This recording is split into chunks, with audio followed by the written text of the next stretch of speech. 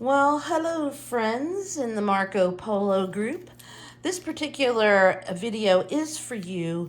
We're going to be constructing today a stained glass window. I'm going to put that in kind of air quotes. We're going to be using a piece of this particular paper called Vellum. It is it's like tracing paper, only heavier. And we're going to be using some black tape to mimic the leading in stained glass windows. Stained glass windows during this time served actually practical purposes as well as beautiful purposes. You might want to attract pilgrims to your cathedral so that your community could get some revenue, right? So the more beautiful the cathedral, the more you might attract visitors.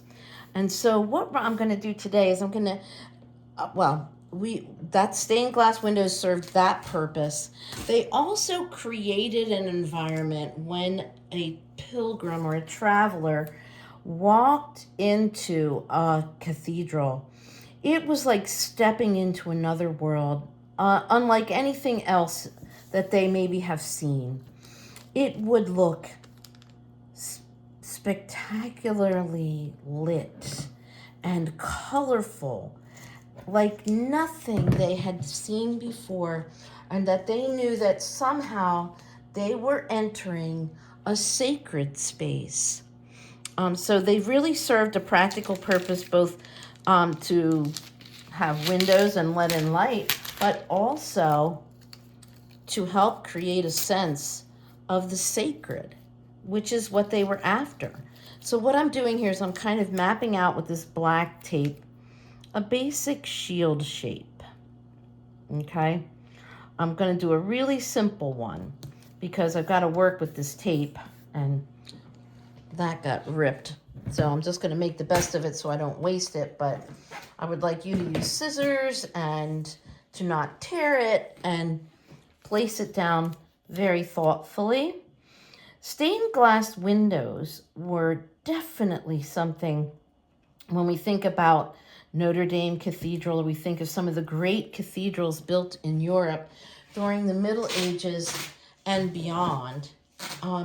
Those were just masterpieces. A person could spend their entire life working on a cathedral and really never see it completed.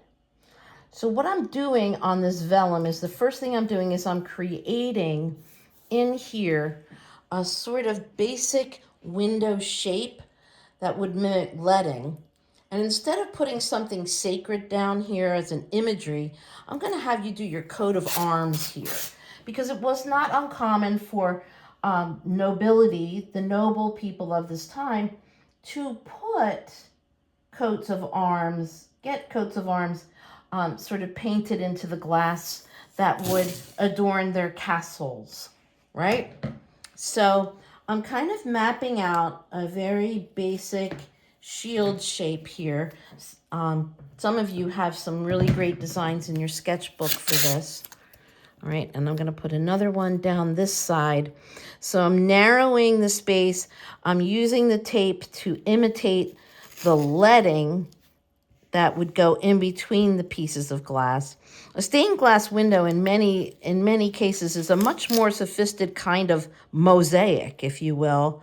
They're cut from small pieces of glass. The glass had to be hand colored, so these people were firing off in their kilns different recipes for different colors of glass. It's not like they found a bunch of blue glass on a beach. They were making this color with pigments and firing it and cooling it and creating these great sheets of glass for the public to enjoy, to create a sense of a sacred place, to be inside that cathedral. You knew you were in someplace special, and could kind of give it a sort of reverence that any kind of God's house really deserves. So it was a time of great reverence for God's house. There were also, rumors of relics of some of the martyrs that might be in a certain place, and that would draw pilgrims there from far away to come to see the relic maybe of the true cross. Some cathedrals claim to have the relic of the true cross. Some of them claim to have bones of a saint or a martyr. So it's a little bit, it's definitely focused on making the space unusual, making the space reverent. Now you can see I'm just doing this as I'm talking to you. This example is going to be, I'm going to cut off edges and things like that to just make this equal and even. So make sure that you press this down. Now, this particular paper, this vellum paper, while it feels pretty sturdy, does not like to be wet. It will buckle. Surprisingly, it will buckle. So you want to make sure that your work area is completely dry as you start to map out where you're going to put your coat of arms. Another interesting thing about cutting glass is that glass cannot be cut in the shape of an L. So if you needed to make it a right angle piece, you would have to cut a long rectangle, maybe miter the corner. If you can see it through my grid, you kind of cut a 45-degree angle, and then you would cut another rectangle on a 45-degree angle. So, it's a real skill to learn how to cut glass, to learn how to color it. These were all things that the guilds would create and do.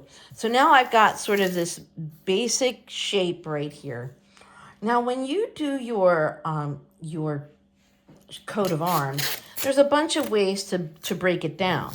So if you wanted to have something here at the top, okay, now you won't have a grid to go by, so please make sure that what you're doing is kind of as straight as you can get it. And you might want to break that field up like that.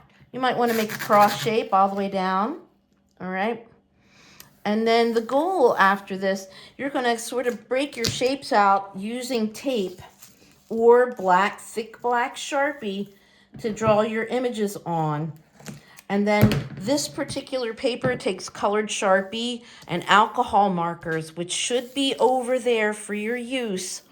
All right. And you can start to color these things out and around. If you wanted to break these spaces down even more, you could do this and go across the diagonal here. All right. And make almost like a chevron shape. All right. That's up to you. I would use the black tape to make my bigger spaces and break them down. All right. And in the end, what we'll have is a very translucent, because you can see through this kind of, sorta. But when you take the Sharpie markers to it, you can draw your figures in there. What's nice about this is if you've got it drawn nicely on a piece of paper, you can slip it under there and trace it in black Sharpie. All right. Know that the black Sharpie isn't going to be as bold as this black tape. But now you've got a basis for coloring it in and drawing your pieces, drawing the symbols that you want to include in your particular coat of arms. And that's all there is to this. So once you are done with your mosaics and you're not sure what else you should be doing, you can continue sewing in your sketchbook. You can work on that giant tapestry and weave a color somewhere. There's some bigger, larger shapes sort of outlined for you in chalk marker, all right? And you can begin to transfer your design once you get this all taped up. If you're going to start on this, there will be vellum paper here. And I have some thinner, there should be some thinner of this black masking tape there. So this project should be pretty easy peasy because you've done most of the thinking in your sketchbook already. So that's how yours are going to be. The other classes are doing them on a kind of a canvas. that I just don't have any more of. So they're painting theirs. You're going to be using black tape and alcohol markers, and it will be see-through. So I would color this in, but I left all my colored markers there at church for you.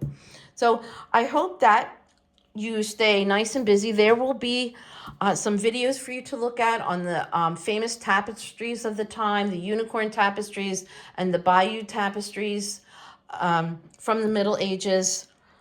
And I'll have some other videos for you to see as well. I may find one. Oh, there's a tour of a castle, what it's like to be inside of a monastery and what it looks like. So there's a number of things for you guys to see and do while I am away. And I look forward to being back with you after the break on March the 3rd. And that is when your sketchbook assignment is due with the stitching. So hopefully you have done all that and gotten it ready. So I won't be looking to see those until March the 3rd, I think we return. And we're all back together. Okay, so when you return on the when you get to class after you're finished with your mosaics, this is the next project to prepare for. Okay, bye for now, friends. All right, and I will see you soon.